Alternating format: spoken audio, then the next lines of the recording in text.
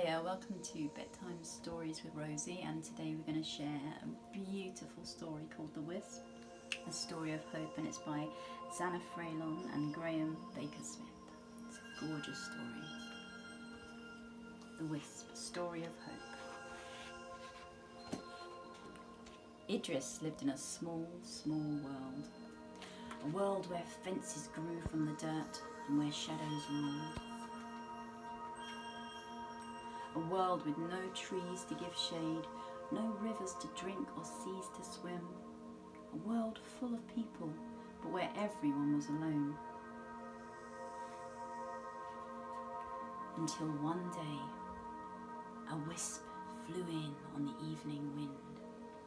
Dust rose up in swarms around it. Feet trampled it into the dirt.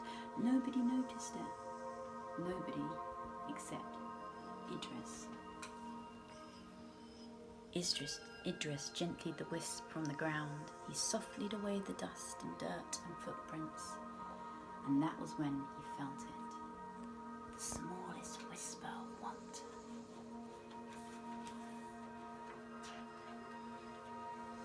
The wisp began to wriggle, flittering and fluttering. It hustled Idris past rows of tents over moonlit dirt and along the fence's glare, until it settled at the feet of a man ancient and cracked. "Is this yours?" Idris asked. The man's eyes were long ago dulled, but he took the wisp in his hands and held it to his ear. Slowly the spark of a smile lit his lips. "Once," he whispered.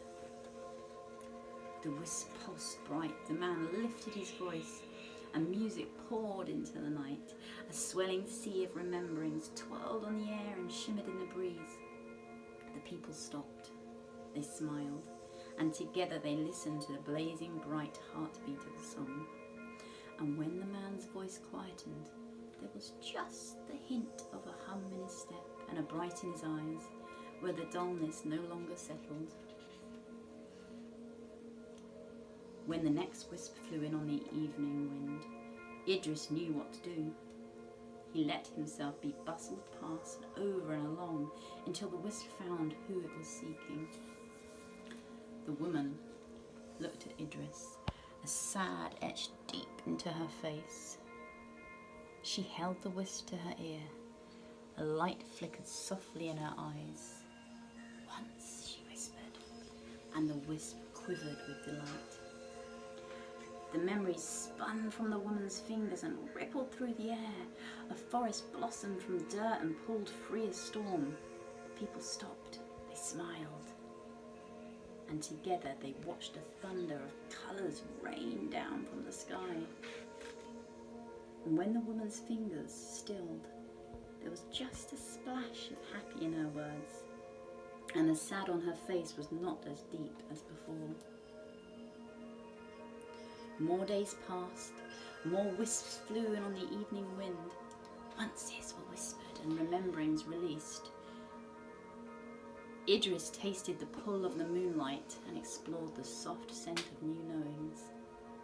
He felt the rumbles of the earth and the trembles of stories from 1,000 kingdoms. Then one evening, a wisp that did not wriggle or flutter or flit. Instead it settled at Idris's feet, and Idris wondered. Was this wisp meant for him? He waited and waited, but no memories appeared. Idris had lived his whole life in this small world. There was nothing else to remember. Then Idris had held the wisp close. Slowly his ache was calmed, and a seed of understanding began to grow deep inside his heart. For Idris's wisp wasn't a memory. It was a promise.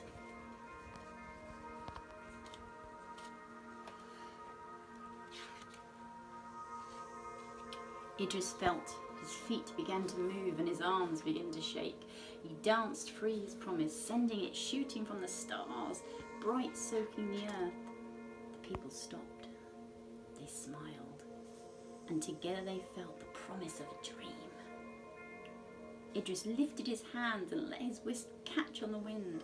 He watched it wing higher and higher, flying over fences to where people had forgotten how to welcome wide field. It splashed in the rivers and danced in the trees. It carried with it the heartbeat of a song and the colours of the rain, the scent of new knowings, and the tremble of stories from 1,000 kingdoms. The promise grew stronger with each person it touched. Soon, it whispered.